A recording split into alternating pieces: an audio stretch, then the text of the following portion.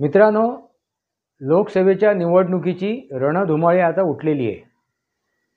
प्रत्येकजण आपापल्या परीने प्रचार करत आहेत, प्रचार दौरे करत आहेत आणि आपापल्या परीने वक्तव्य करत आहेत।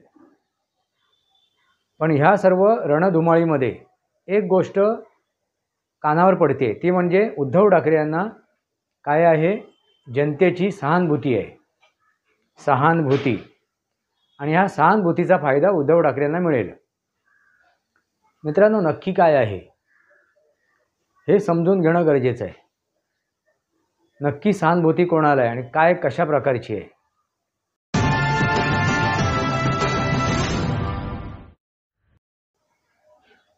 नमस्कार मित्रांनो, वास्तवावर बोलू काहीतरी या शृंखलेमध्ये पुन्हा एकदा आपलं स्वागत। मी आपला मित्र राजेश वासंती साबाजी किळुस्कर। मित्रांनो, सध्या देशभर लोकसभेच्या निवडणुकीची रणधुमाळी उठलेली आहे, रणकंदन माजलेलं आहे। प्रत्येकजण, प्रत्येक पक्ष, प्रत्येक संघटना आपापल्या परीने प्रचार सभा घेत आहेत, प्रचार दौरे घेत आहेत। प्रत्येक नेता आपापल्या परीने आपल्या सद्विवेक बुद्धीने काय करतोय, आपली वक्तव्य मांडतोय। आणि या सगळ्या रणधुमाळीमध्ये एक गोष्ट महाराष्ट्रामध्ये ऐकायला मिळते, ती म्हणजे उद्धव ठाकरे यांना सहानुभूती आहे। कोणाची? तर जनतेची। मित्रांनो, ती आज आपण समजून घेऊ, ती पारखून घेऊ। नक्की उद्धव ठाकरे यांना सहानुभूती आहे का आणि कशा प्रकारची सहानुभूती आहे। मित्रांनो, जे पत्रकार आहेत, जी आपापले विचार मांडत आहेत की उद्धव ठाकरे यांना सहानुभूती आहे, उद्धव ठाकरेंच्याबद्दल त्यांच्या मनात काय आहे, एक उजवा भाव आहे। त्यांना उद्धव ठाकरेंच्याबद्दल दुःख वाटते, असे काही पत्रकार आहेत आणि त्यांच्या मनात सहानुभूती आहे, हे नक्की आहे।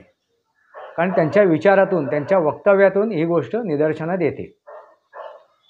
आता हे पत्रकार कोण आहेत हे समजून घेणं गरजेचं आहे। निखिल वागळे एक पत्रकार आहेत आणि एक राजकीय विश्लेषक आहेत, विश्वंभर चौधरी म्हणून। आणि एक पत्रकार आहेत कुमार केतकर म्हणून, ते एक राजकीय नेतेसुद्धा आहेत। त्यांनी काँग्रेसतर्फे राज्यसभेमध्ये नेतृत्वसुद्धा केलेलं आहे, नेतेगिरीसुद्धा केलेली आहे केंद्रामध्ये, राज्यसभेमध्ये जाऊन। कुमार केतकर असे अनेक पत्रकार आहेत, अनेक राजकीय विश्लेषक आहेत, ज्यांची सहानुभूती उद्धव ठाकरे यांच्या पाठीमध्ये आहे। हे तुम्हाला अगदी प्रकर्षाने जाणवेल।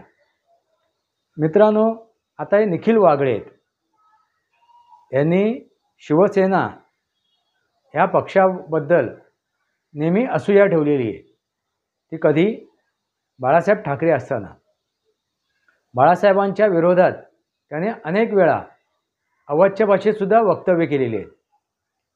बाळासाहेबांना रोखण्यासाठी, बाळासाहेबांवरती आक्षेप नोंदवण्यासाठी ह्या लोकांनी प्रत्येक वेळी आपली वक्तव्य मांडलेली आहेत, वक्तव्य केली आहेत, विचार मांडलेले आहेत।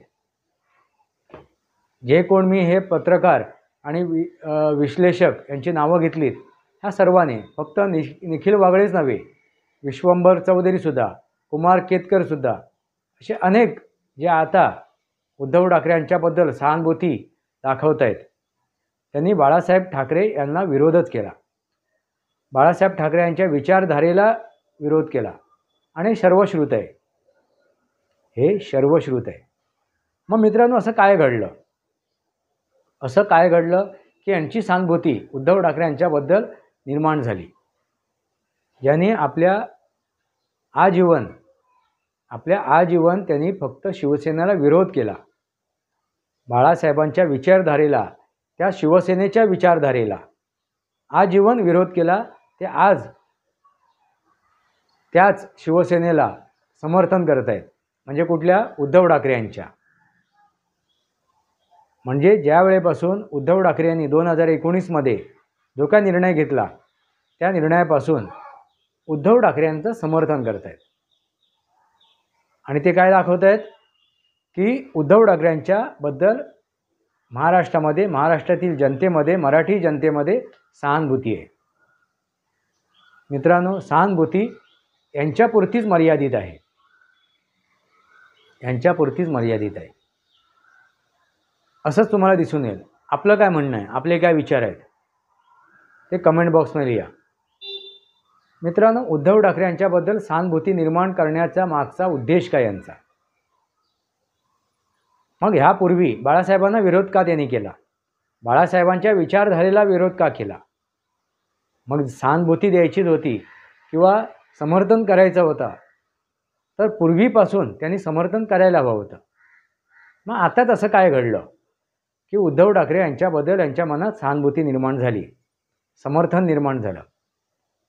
कारण का तर उद्धव ठाकरे यांनी आपल्या पित्याचे, बाळासाहेबांचे, हिंदू हृदय सम्राट बाळासाहेब ठाकरेंच्या विचारधाराशी काय केली? दगाफटका केला. त्या विचारधारेला तिलांजली दिली, त्या विचारधारेशी फारकत घेतली. मित्रांनो, लक्षात घ्या, का हे समर्थन करतायत, का सहानुभूती दाखवत आहेत?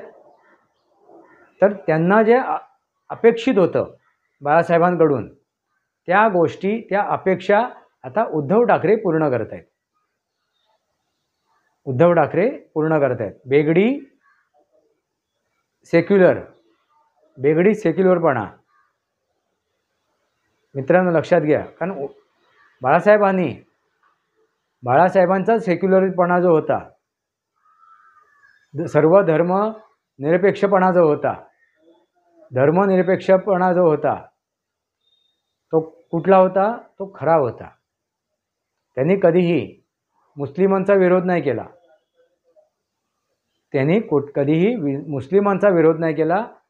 जर जे जात्यांध मुसलमान आहेत, जात्यांध मुसलमान, जे कट्टर मुसलमान आहेत, त्यांचा विरोध केला. जे अतिरेकी आहेत त्यांचा विरोध केला. जे अतिरेकी आहेत अशा मुसलमानांचा विरोध केला. ज्याचा राष्ट्रांवरती प्रेम आहे, देशावरती प्रेम आहे, अशा मुसलमानांचा विरोध नाही केला. कारण मित्रांनो, ते जात्यांध मुसलमानाला कधीही त्यांनी जवळ केलं नाही. विरोध कोणाचा केला? तर जात्यांध मुसलमानांचा. आणि हीच नेमकी गोष्ट आता कोण करतायत? उद्धव ठाकरे. तुष्टीकरणाचं राजकारण करतायत.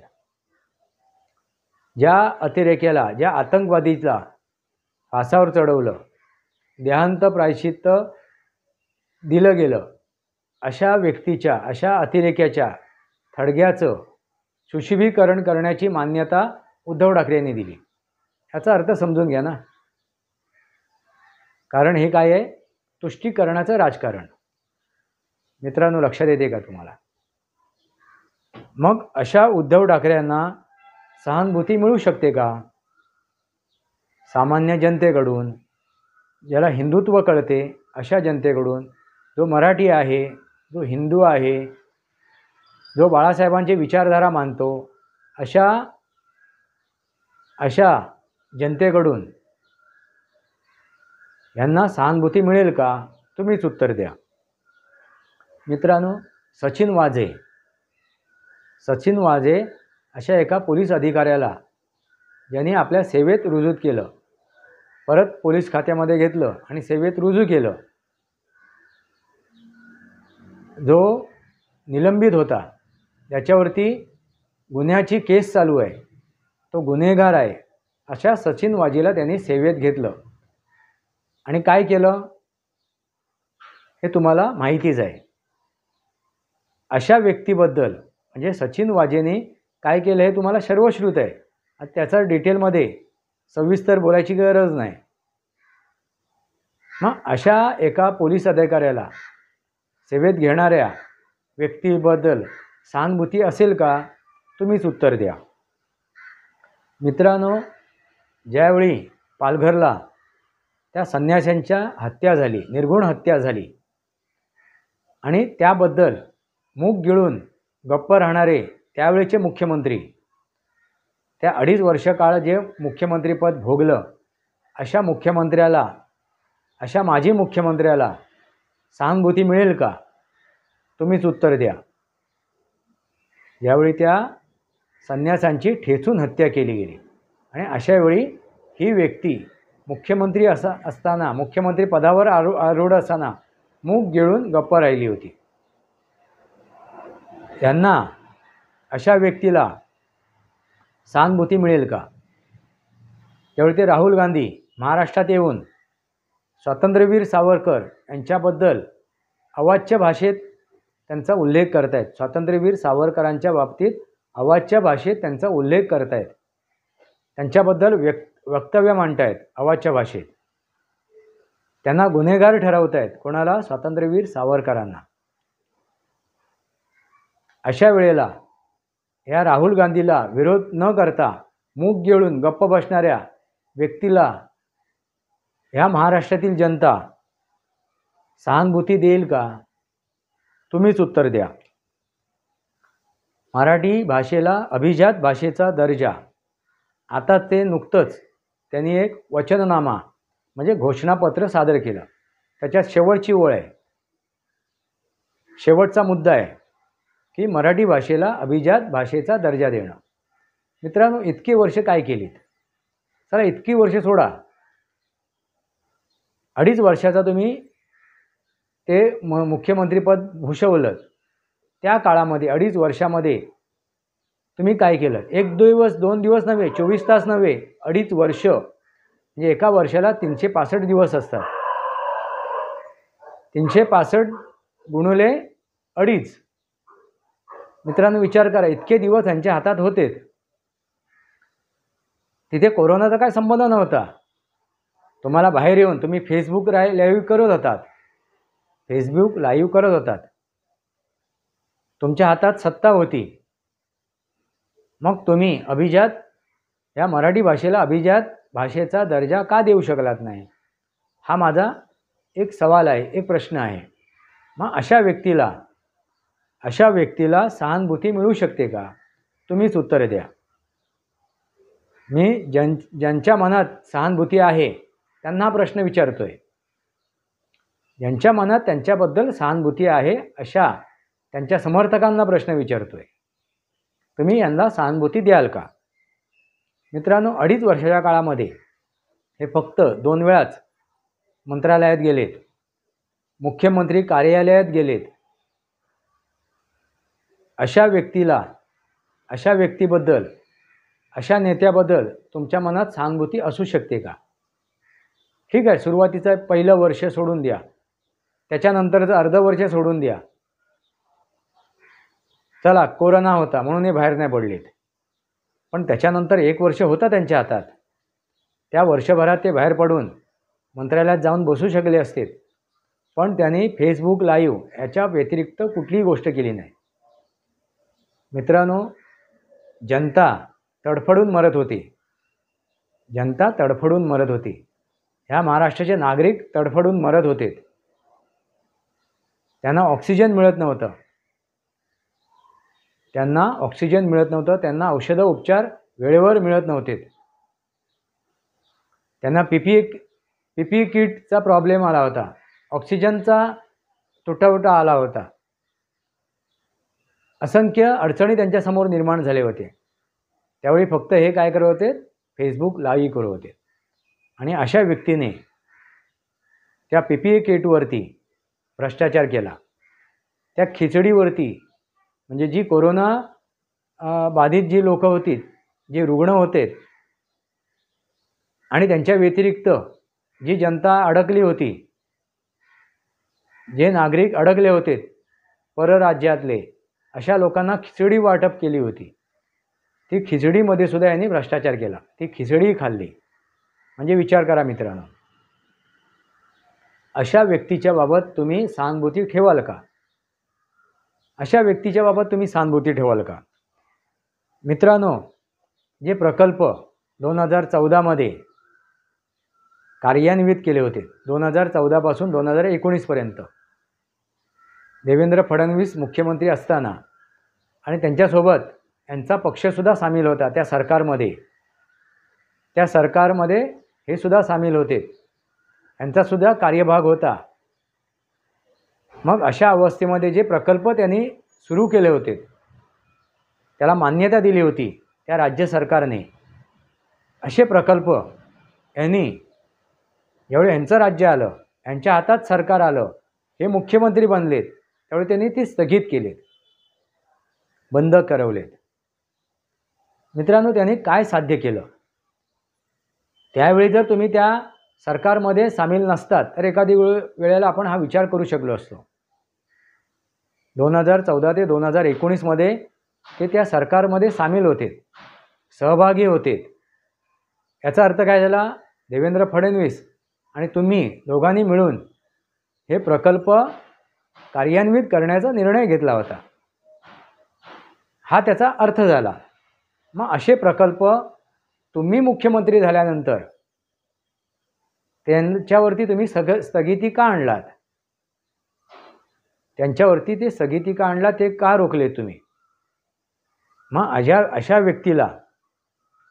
अशा व्यक्तीला सहानुभूती मिळेल का? तुम्हीच उत्तर द्या. मित्रांनो, सरकार जाता जाता म्हणजे 2-2.5 वर्ष सत्ता उपभोगली, ती खुर्ची उपभोगली, त्या खुर्चीवरला ची ऊब घेतली आणि शेवटच्या दिवसामध्ये जेव्हा त्यांना कळलं की आता आपली खुर्ची जाणार आहे, आपण हे सरकार आपल्या हातून जाणार आहे,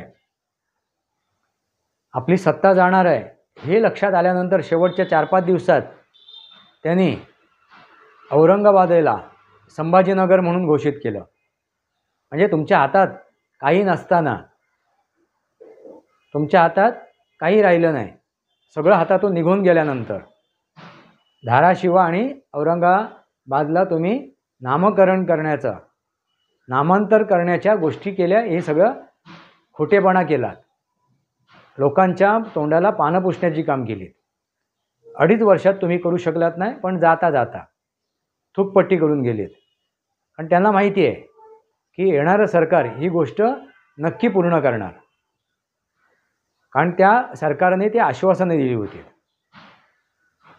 येणाऱ्या सरकारने ती आश्वासने दिली होती, कारण देवेंद्र फडणवीस यांनी आश्वासन दिलं होतं आणि याची पूर्तता होणार आहे हे तुमच्या लक्षात आलं होतं. मग जाता जाता लोकांच्या डोळ्यात धूळफेक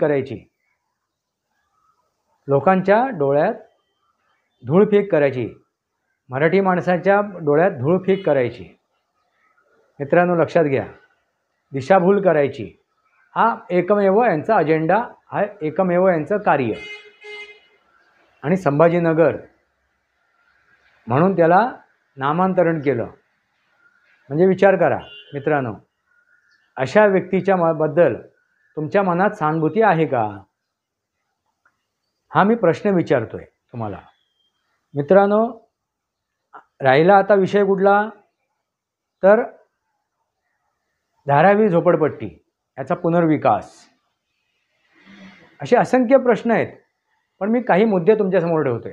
धारावी झोपडपट्टी याचा पुनर्विकास.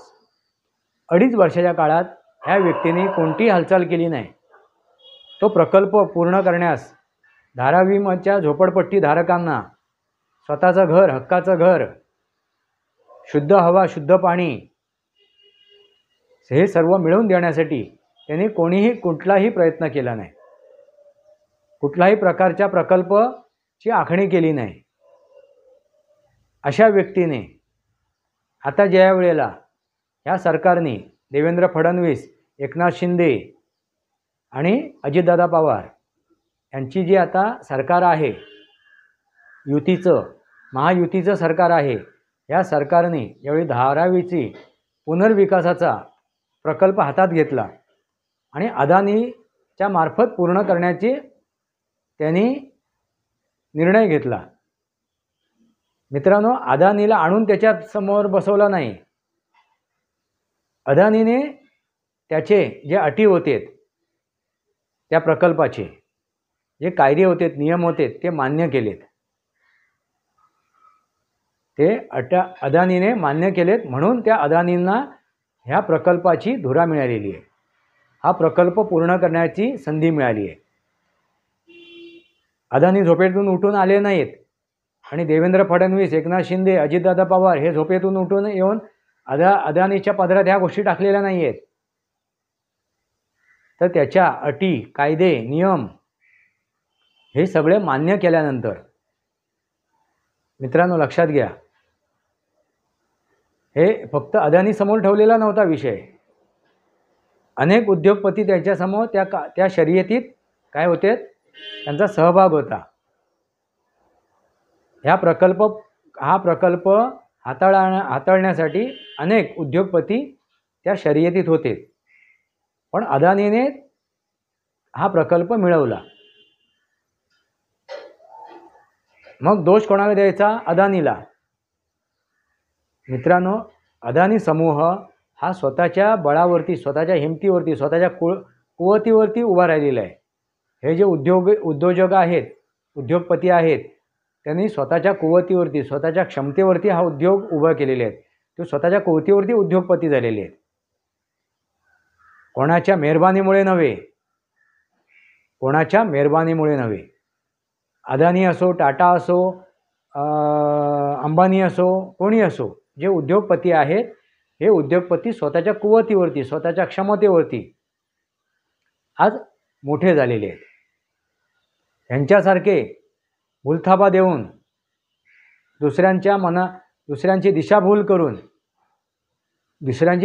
करून हे मोठे नाही झालेले आहेत. बापाच्या जीवावर नाही हवे, आईजीच्या जीवावर बायजी नव्हे. मित्रांनो लक्षात आलं का? मग असा प्रकल्प हा अदानीने पूर्ण करण्याची तयारी दर्शवल्यानंतर त्यांच्या विरोधात यांनी मोर्चे काढलेत. म्हणजे याचा अर्थ काय होतो की तुम्हाला धारावीच्या झोपडपट्टी धारकांना त्यांचा उद्धार व्हावा, त्यांची प्रगती व्हावी, त्यांची उन्नती व्हावी असं तुम्हाला वाटत नाही आहे. त्यांनी शुद्ध हवा, शुद्ध पाणी घ्यावा, त्यांना प्राप्त व्हावा असं तुम्हाला वाटत नाही आहे. मित्रांनो, एवढी वर्ष यांच्या हातात महापालिका आहे. मग महापालिकेच्या त्या सत्तेच्या खाली, महापालिकेच्या सत्तेच्या ती सत्ता ज्यावेळी त्यांच्या हातात होती, त्यांच्याकडे संधी होती महापालिकेच्या हाताशी धरून हा प्रकल्प राबवायचा. 30-35 वर्ष यांच्या हातात ही सत्ता आहे महापालिकेची. मग त्यांनी हा प्रकल्प का राबवला नाही? हा माझा प्रश्न आहे त्यांना, उद्धव ठाकरे यांना. चला, अदानी चोर आहे, अदानी वाईट आहे, अदानी लुबाडून नेणार आहे, सर्व आपण मान्य करू. मग इतक्या वर्ष तुमच्या हातात महापालिका होती, सर्वात मोठी महापालिका या देशातील, सर्वात जास्त उत्पन्न ह्या महापालिकेमध्ये मिळते, मुंबईची महापालिका, महानगरपालिका. मग त्या महानगरपालिकेमध्ये तुमची सत्ता होती. मग ह्या धारावीच्या झोपडपट्टी पुनर्विकासाला तुम्ही हात का घातला नाही? तो प्रकल्प तुम्ही का राबवला नाहीत? हा माझा एक प्रश्न आहे. त्यांच्या समर्थकांनाही प्रश्न आहे. मग त्यांना ह्या व्यक्तीबद्दल सहानुभूती असेल का? महाराष्ट्रातील जनतेमध्ये, महाराष्ट्रातील नागरिकांमध्ये तुम्हीच उत्तर द्या. मित्रांनो लक्षात येते का? म्हणजे हे काही मुद्दे तुमच्यासमोर ठेवले आहेत मी, असे असंख्य मुद्दे आहेत. आता बेळगावचा प्रश्न. मित्रांनो, प्रत्येक वेळी यांच्या घोषणापत्रेत बेळगावच्या प्रश्नाबद्दल मुद्दा असायचा. मग ह्या वेळेला बेळगावचा प्रश्न कुठे गेला? मग ह्या वेळेला तुमच्या घोषणापत्रामधून बेळगाव ह्या विषयाचा प्रश्न कुठे गेला? तो का काढला गेला? तो का वगळला गेला? त्याचंही उत्तर द्या तुम्ही. याची सहानुभूती तुमच्या मागे आहे, त्यांना याचंही उत्तर द्या. कारण आता तुम्ही तो मुद्दा नाही टाकू शकत. त्या मुद्द्याचा समावेश तुम्ही करू शकत नाही. का? तर आता कर्नाटकमध्ये काँग्रेसची सत्ता आहे. काँग्रेसला तुम्ही विरोध करू शकत नाहीत. कारण त्या आघाडीमध्ये तुमचे पार्टनर कोण आहेत? तर काँग्रेस आहे. ज्या काँग्रेसने आजीवन या मुद्द्याला विरोध केला. तो काँग्रेस पक्ष आज सत्तेमध्ये आहे. मित्रांनो, हिंदुत्व हा विषयसुद्धा यांच्या त्या घोषणापत्रामध्ये असायचा. त्याला ते वचननामा म्हणतात हिंदुत्वाबद्दल. तो सुद्धा त्यांनी काढून टाकला, तो सुद्धा त्यांनी वगळला त्या घोषणापत्रामधून. असं का केलं? कारण ते काय करतात, तुष्टीकरणाचं राजकारण करत आहेत. कोणाचं कसलं तुष्टीकरण? तर मुसलमानांचं तुष्टीकरण. हिंदुत्व हेच राष्ट्रीयत्व, हिंदुत्व हेच राष्ट्रीयत्व असा जयघोष होता कोणाचा? बाळासाहेब ठाकरेंचा. त्यांनी कधीही मुसलमानांना नाकारलं नाही. देशभक्त मुसलमानांना त्यांनी कधीही नाकारलं नाही, त्यांना स्वीकारलंच, त्यांचं समर्थनच केलं. पण त्यांचे पुत्र कोण? उद्धव ठाकरे यांनी हिंदू हृदय सम्राट बाळासाहेब ठाकरे यांच्या पुढची पदवी, त्यांच्या पुढची उपाधी त्यांनी खोडून काढली. आपल्या पित्याच्या पुढे जी उपाधी लागली होती हिंदू हृदय सम्राट, ती सुद्धा काढली. आणि काय म्हणाले ते? काय त्या बॅनरवर लागलं? फक्त हृदय सम्राट. आणि नवीन बॅनरसुद्धा लागलेत, जनाबे बाळासाहेब ठाकरे. जनाब म्हणजे बघा, हिंदू हृदय सम्राटचे जनाबसुद्धा झालेत.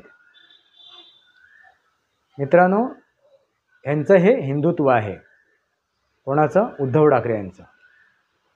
काय वेळ आली बघा, काय परिस्थिती आली.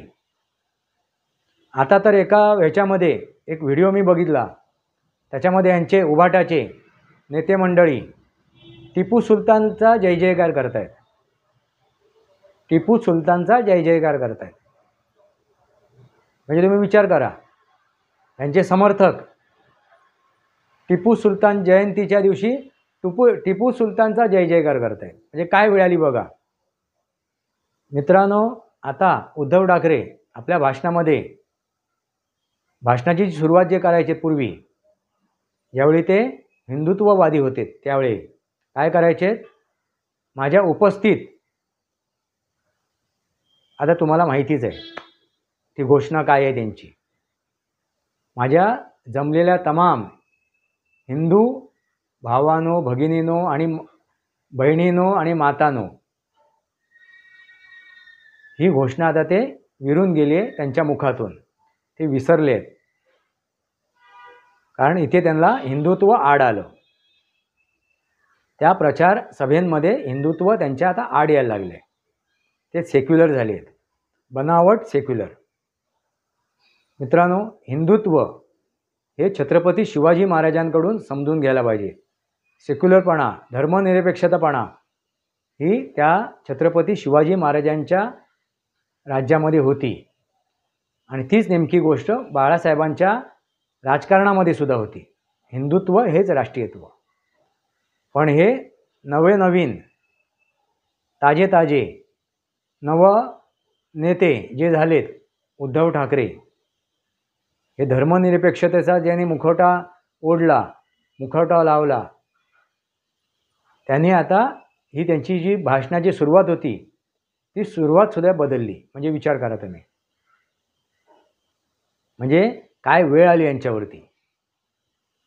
मग मला त्यांच्या समर्थकांना, कारण त्यांच्या समर्थक जे आहेत त्यांच्यापुरतीच ते मर्यादित आहेत.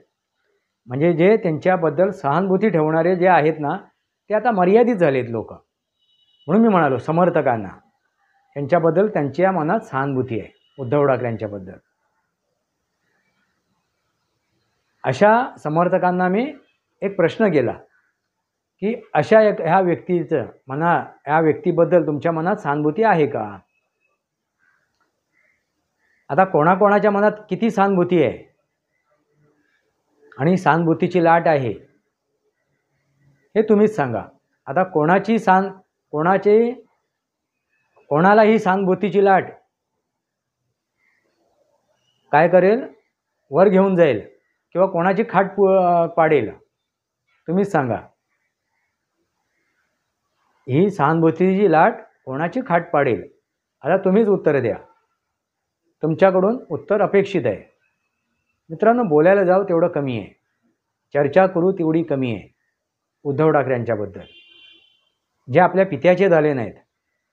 ज्यावेळी ती 26 जुलैचा जो पावसाचा पूर आला होता पावसामध्ये आणि हिंदू हृदय सम्राट बाळासाहेब ठाकरे त्यांचे पिता मातोश्रीवरती अडकले होते, त्यावेळी हे पंचतारांकित हॉटेलमध्ये जाऊन बसले होते आपल्या पित्याला सोडून. त्यांना कोणी वाचवलं तर त्यांच्या सेवकांनी. मित्रांनो, विचार करा. आणि हे आता काय म्हणतात, माझा पिता चोरला, माझ्या पित्याने उभं केलेली संघटना चोरली, त्याचं नाव चोरलं, ते चिन्ह चोरलं. बस, यांनी आपल्या पित्याशी गद्दारी केली, पित्याच्या विचारधारेशी गद्दारी केली. पित्याला त्याने त्या भर पावसात, त्या भर पुरात सोडून गेलेत. अशा व्यक्तीबद्दल तुमच्या मनात सहानुभूती असू शकते का? तुम्हीच उत्तर द्या. सहानुभूती कोणाकोणाच्या मनात आहे? मित्रांनो, आता येणाऱ्या काळात 4 जुलैला जनता सांगूनच देईल, नागरिक हे सांगून देतील.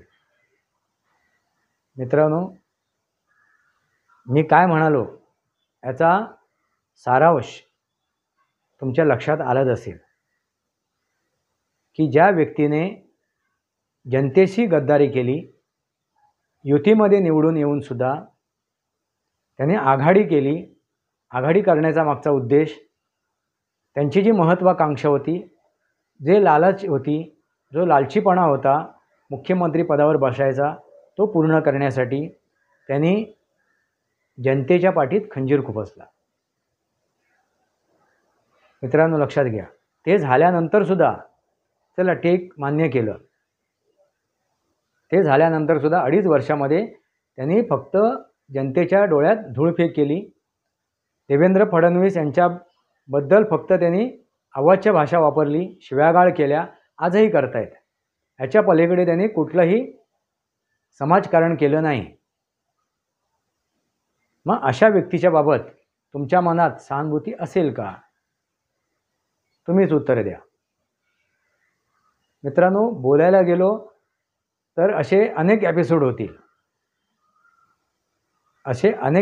होतील या महान व्यक्तीबद्दल.